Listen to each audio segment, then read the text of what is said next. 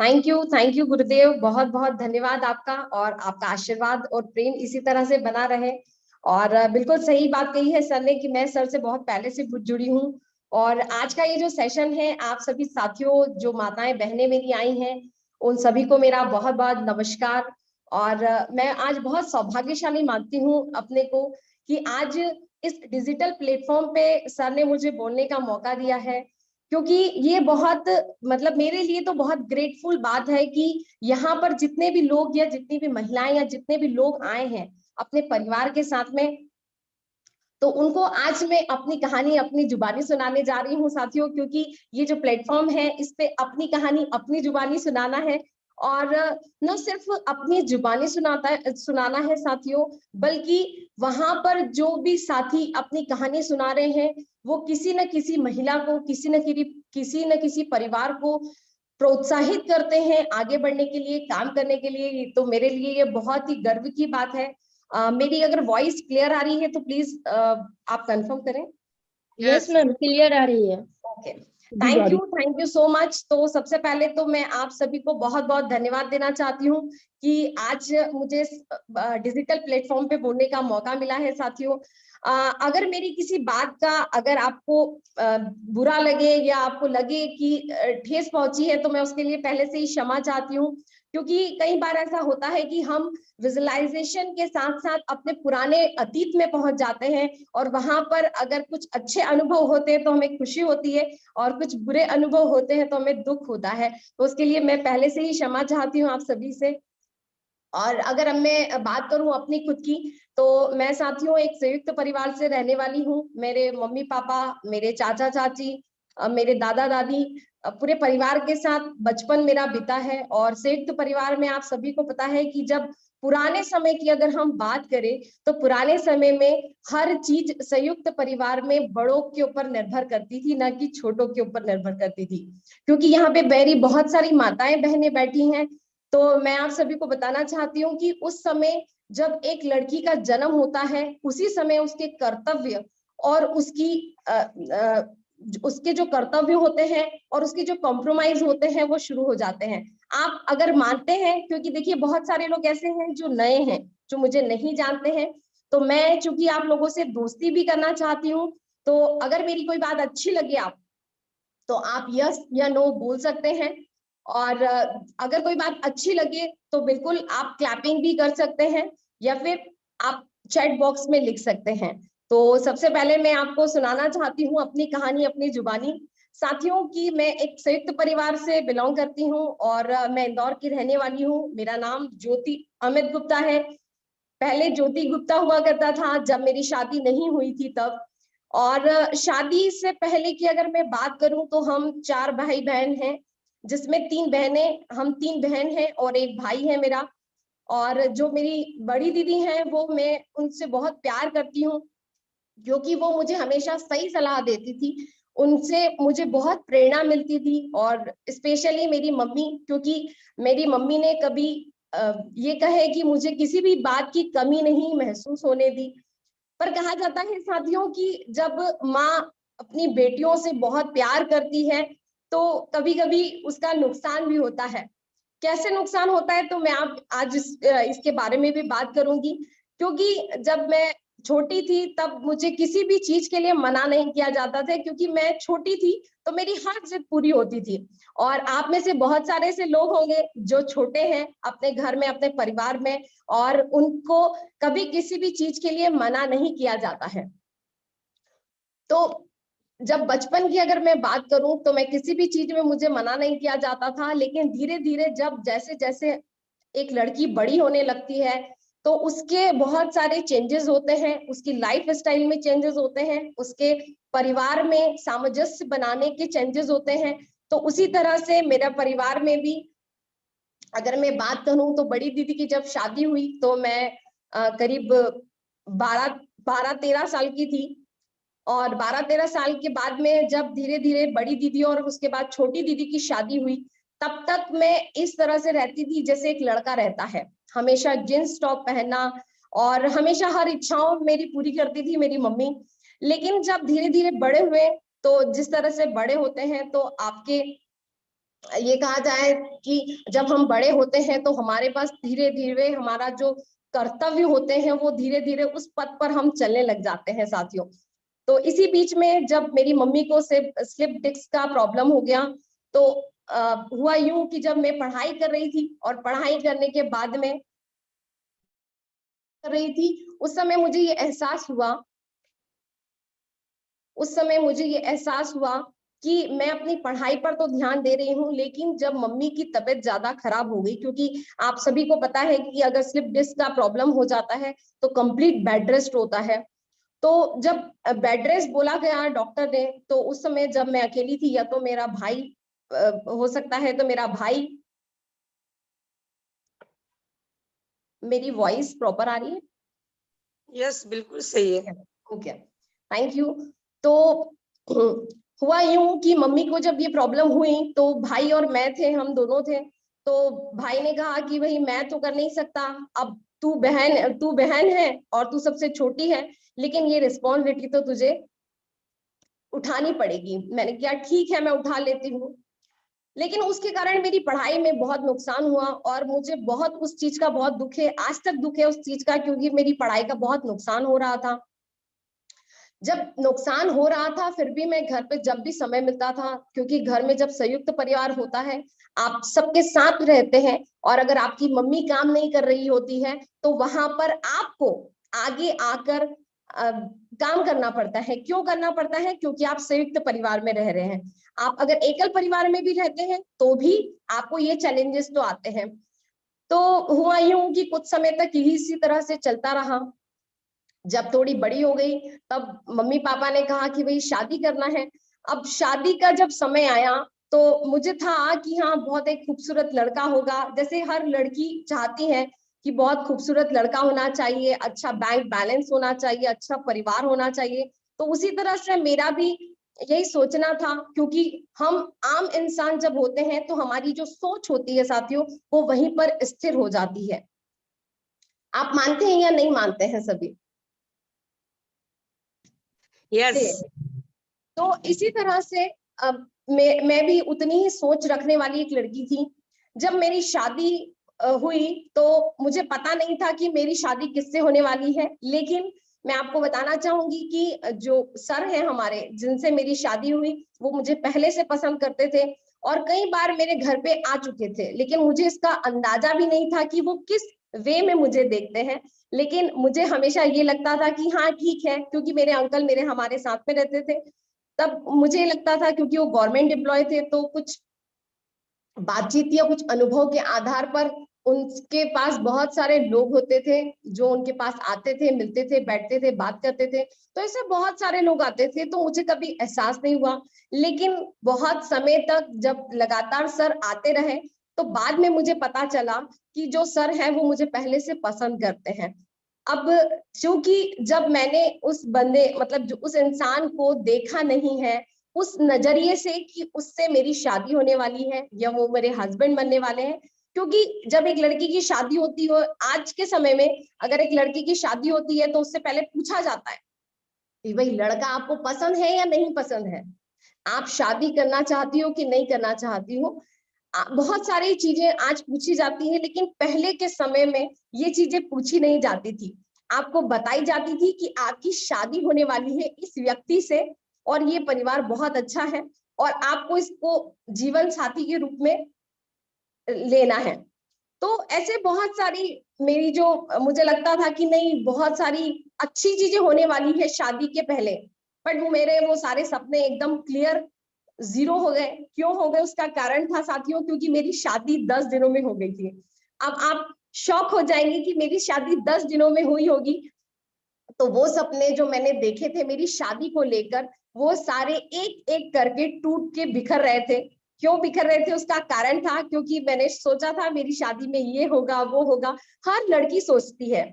आप जितनी यहाँ पर माताएं बहनें बैठी हैं, जितने भी लोग यहाँ पर बैठे हैं, वो अपनी शादी का जो क्रेज होता है ना, वो बहुत ज्यादा होता है। किसी और की शादी का तो फिर भी चल जाता है, लेकिन अपनी शादी का क्रेज बहुत ज्यादा होता है। तो उसी तरह से मुझे भी शादी का जो क्रेज था वो जीरो हो गया था, क्योंकि 10 दिनों में मेरी शादी होने वाली थी। और सर को मैंने सर से जब मेरी बात हुई पहली बार फोन पे, तो सर ने मुझे कहा कि तुम मुझे पसंद करती हो कि नहीं। तो मैंने सर को कहा कि सर मैंने कभी आपको उस नजरिए से, मतलब शादी के नजरिए से नहीं देखा है, तो शादी के पहले मैं एक बार आपसे मिलना जरूर चाहती हूँ।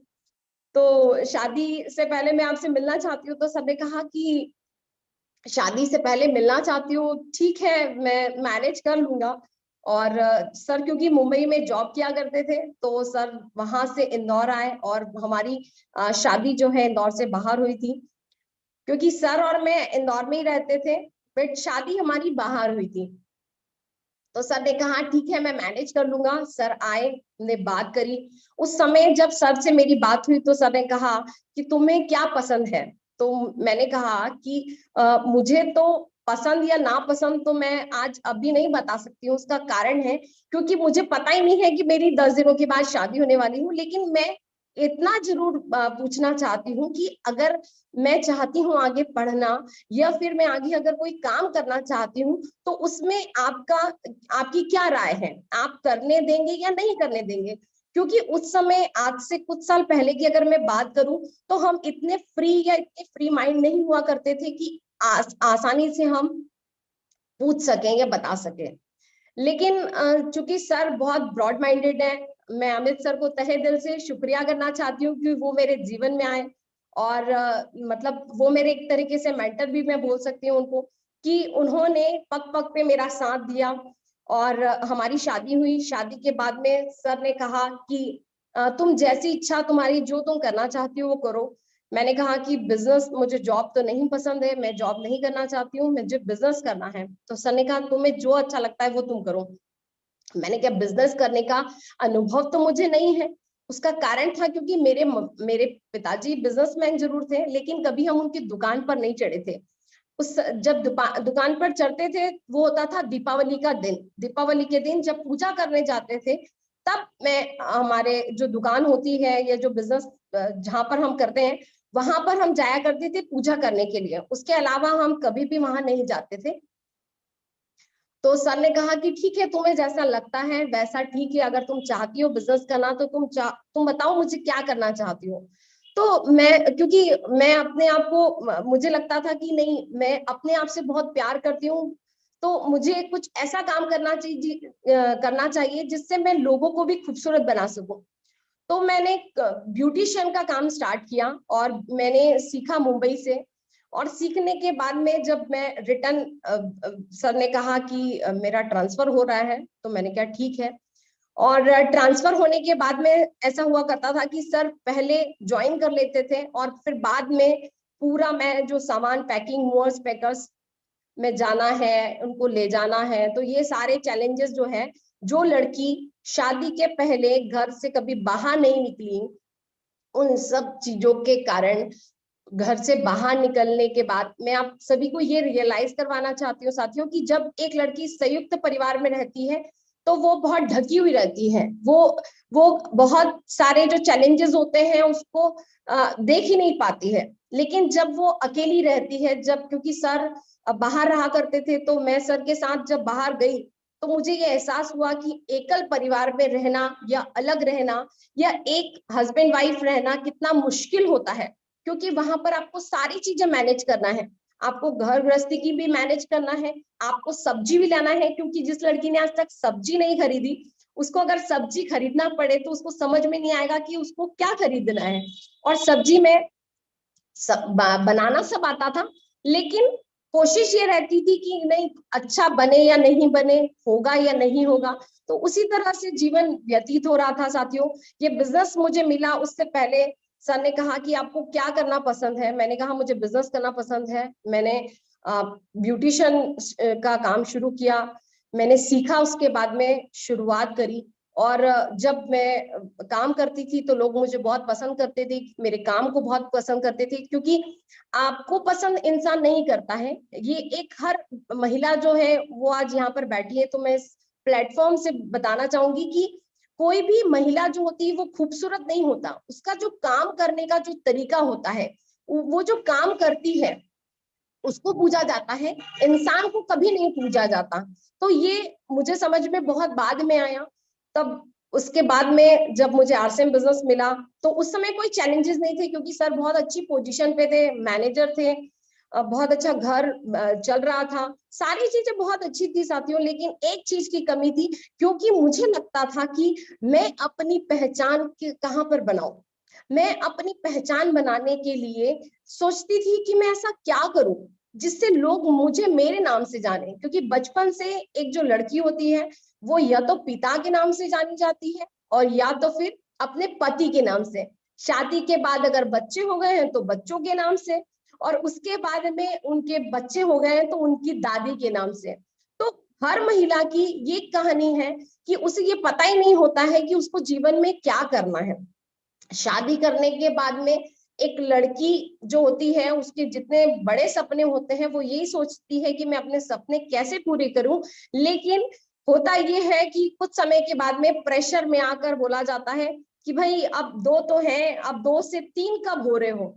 कुछ समय के बाद में बहुत सारी जो लड़कियां हैं, जो महिलाएं हैं, उनको ये चैलेंजेस भी आता होगा कि आप 2 से 3 कब हो रहे हो।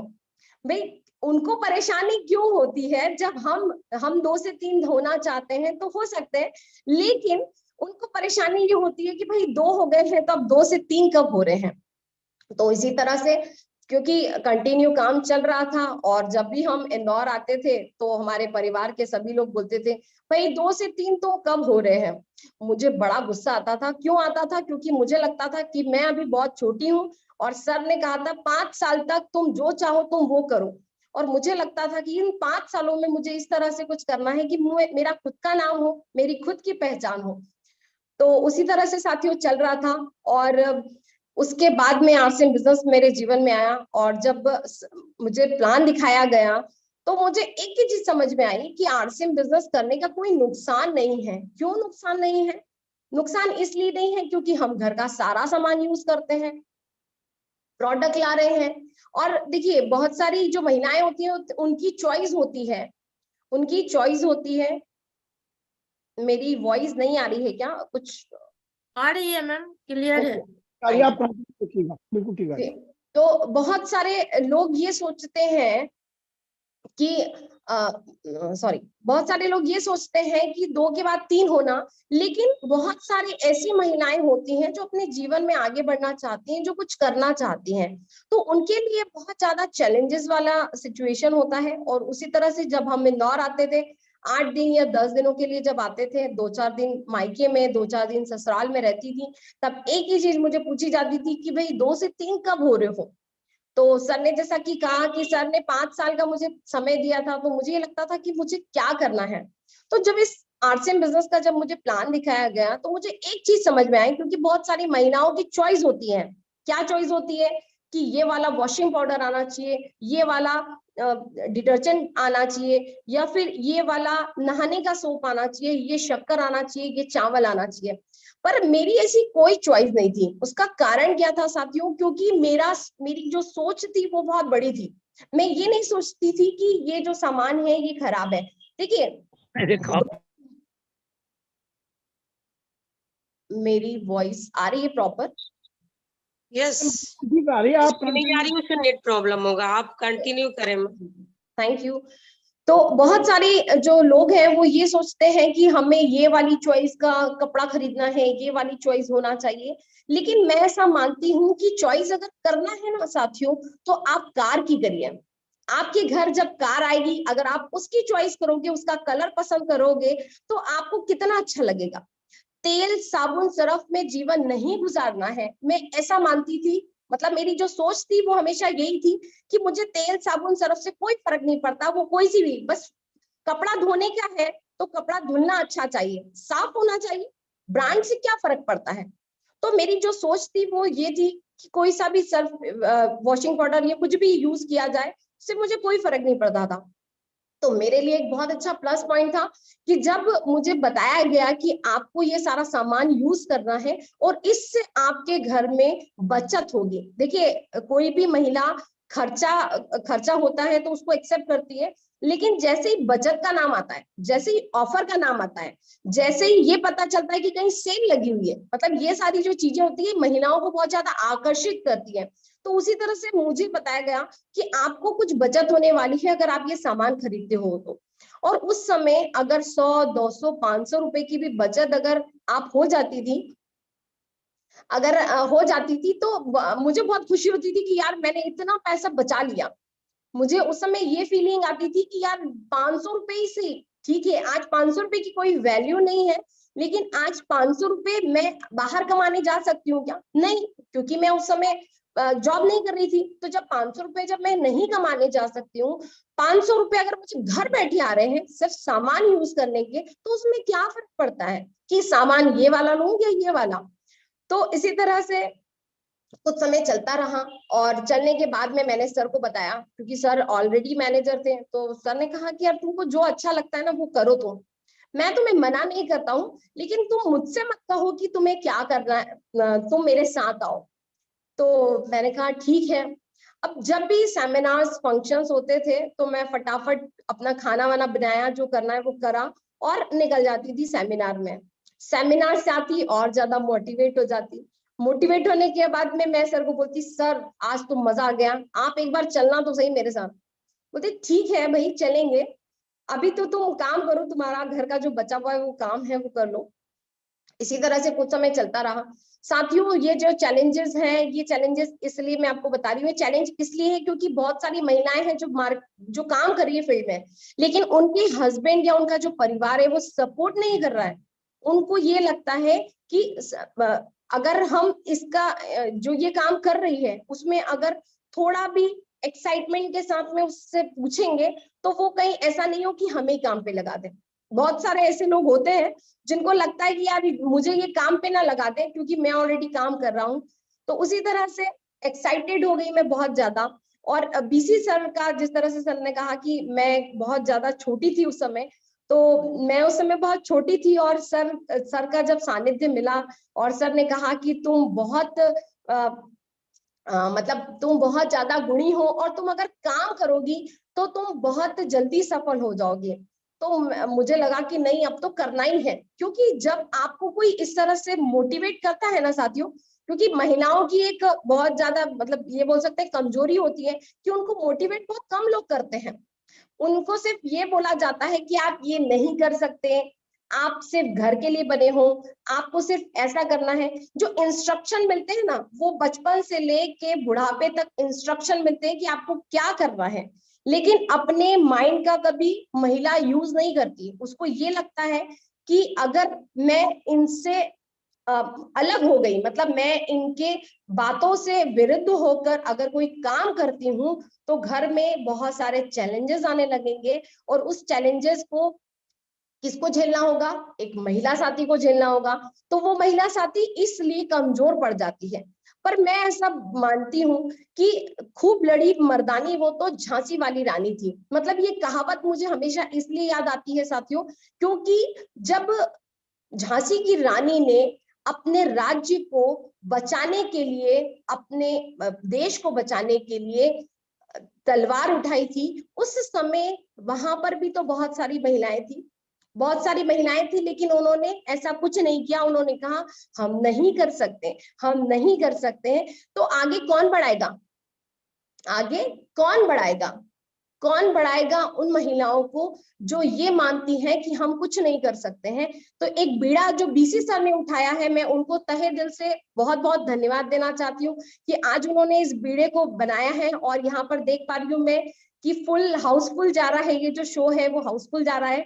पर मैं ऐसा मानती हूँ कि यहाँ पर हर महिला जो यहाँ पर बैठी है वो अपनी कहानी खुद अपनी जुबानी सुना सकती है, बशर्ते ये है कि वो तैयार हो जाए, वो तैयार हो जाए इस काम को करने के लिए कि मुझे 2 महिलाओं को जगाना है। क्योंकि देखिए, मैं ऐसा मानती हूँ कि जो महिलाएं होती हैं वो बहुत अच्छा संगठन बना सकती हैं, बहुत अच्छे से सिखा सकती है, बहुत अच्छे से परवरिश कर सकती है, ये सारे काम कर सकती है। लेकिन कब कर सकती है? जब वो खुद ठान ले।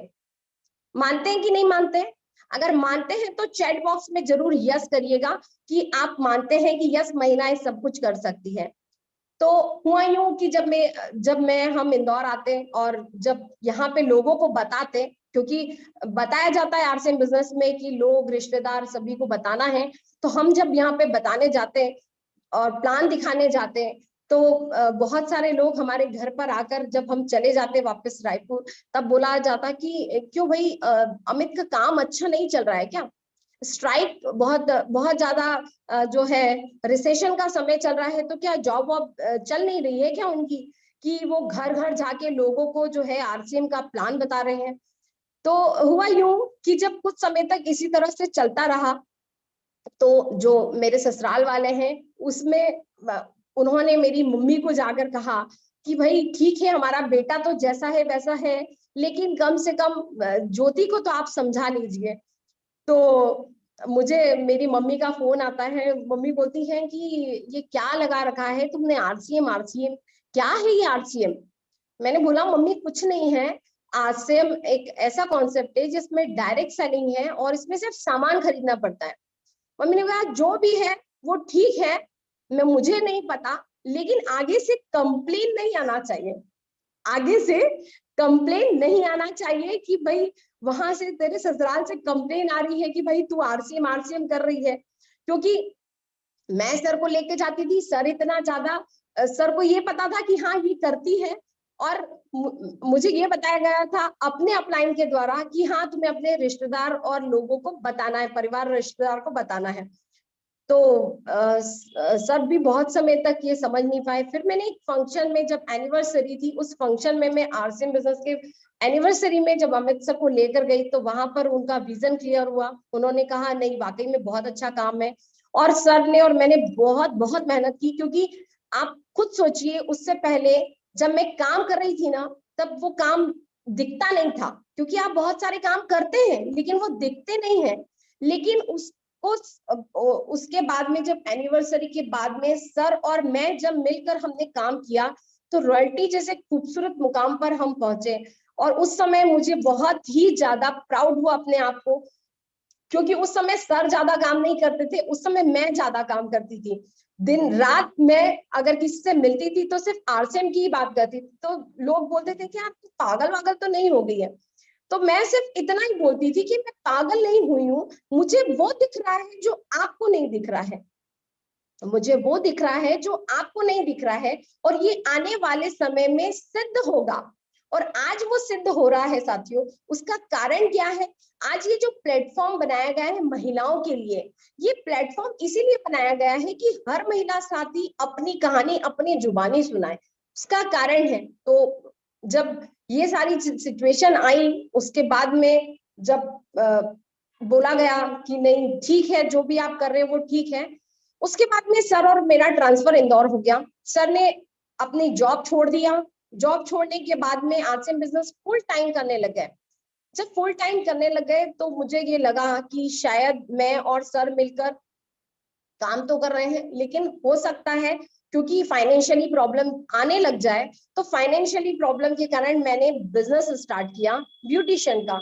और उस समय मुझे ये एहसास हुआ कि यस, जब एक एक पाई आपके पास जुड़ी हो, और धीरे धीरे जब आपका बिजनेस, देखिए क्योंकि इस बिजनेस में जब हम शुरुआत करते हैं तो बहुत सारे चैलेंजेस आते हैं। आपको बहुत जगह ट्रैवलिंग करना पड़ता है, आपको बहुत जगह मीटिंग्स के लिए जाना पड़ता है, आपको सेमिनार में आपको टिकट लेना पड़ती है। तो ये जो छोटे छोटे ये सारी जो सिचुएशंस होती हैं, ये आर्थिक रूप से अगर आप स्ट्रांग नहीं हो तो आपको ये बहुत सारे चैलेंजेस आते हैं। और ये चैलेंजेस हमारे साथ भी आए।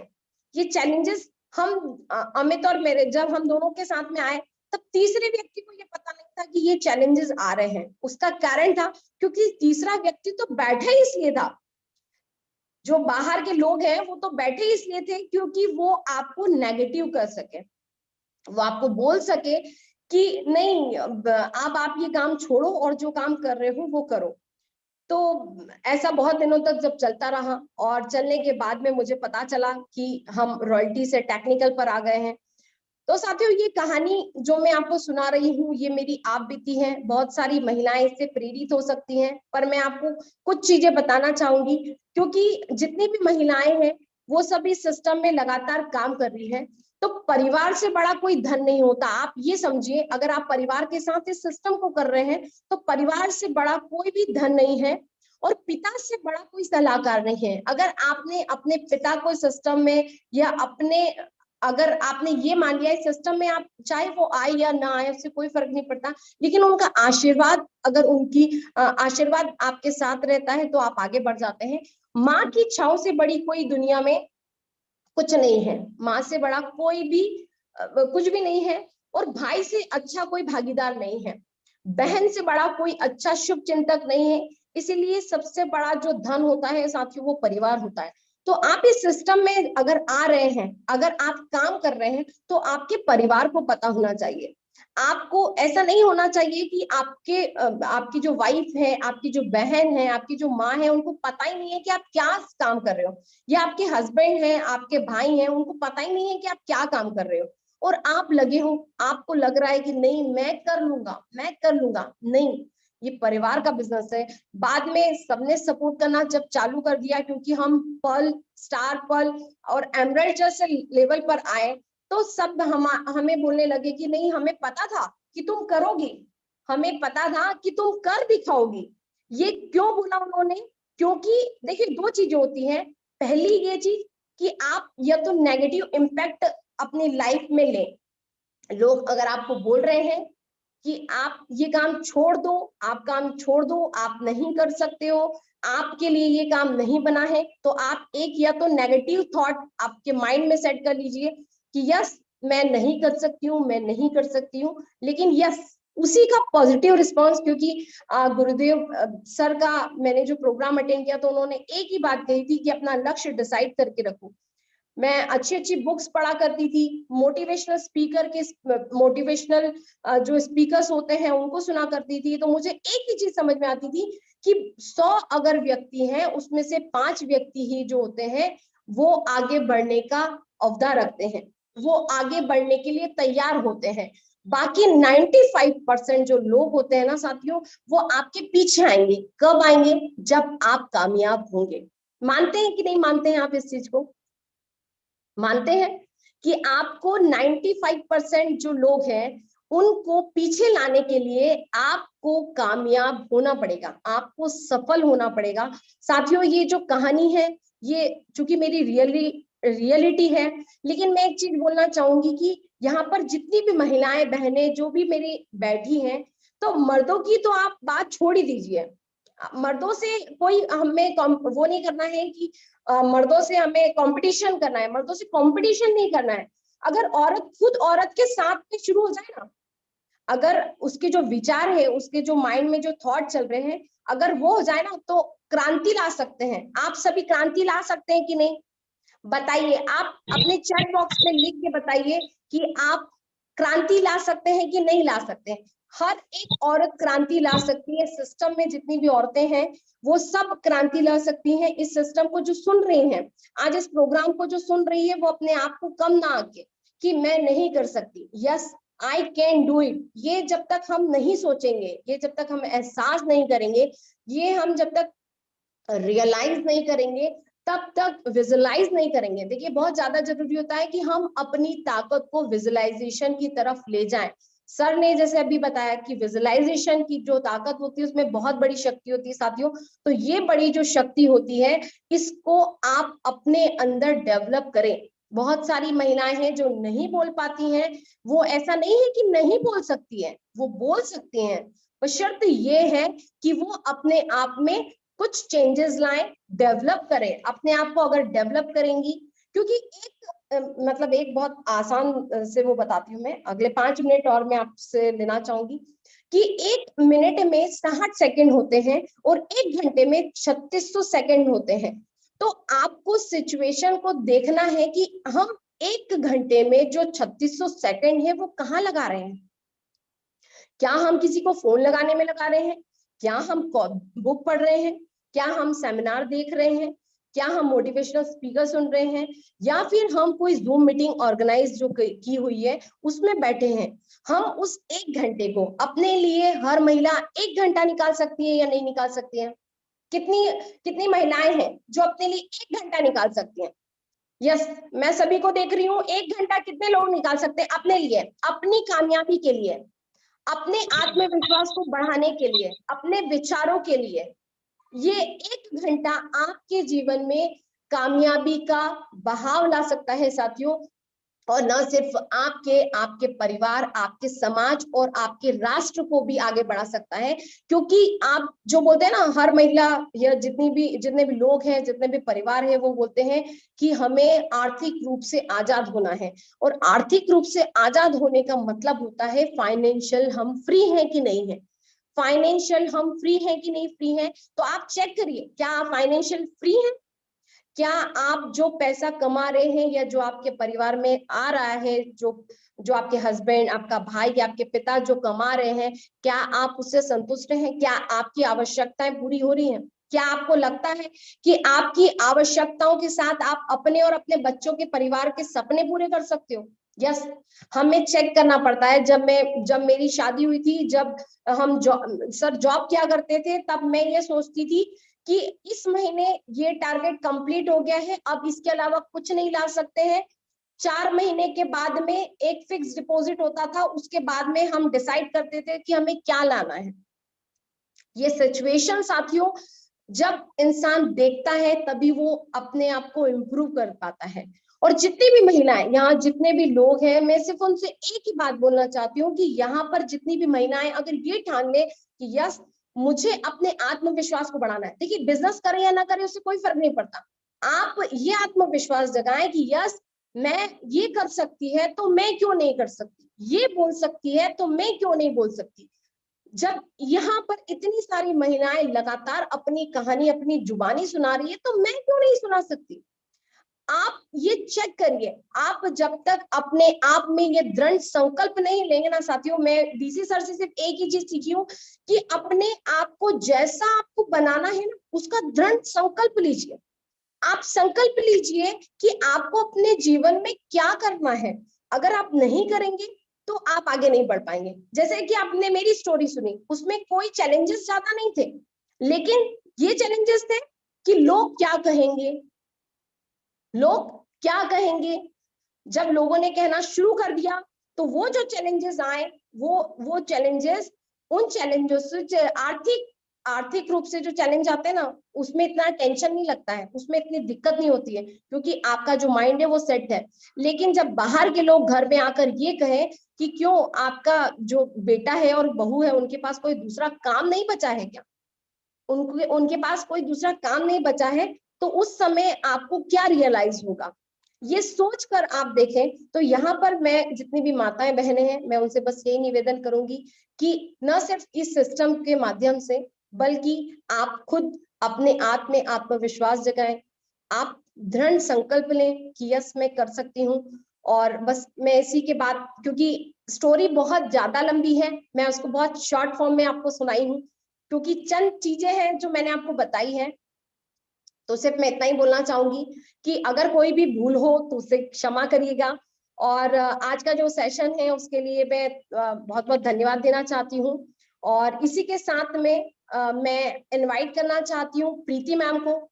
तो जो गामा रिजनल की ट्रेनर है, तो मैं आप सभी से निवेदन करूंगी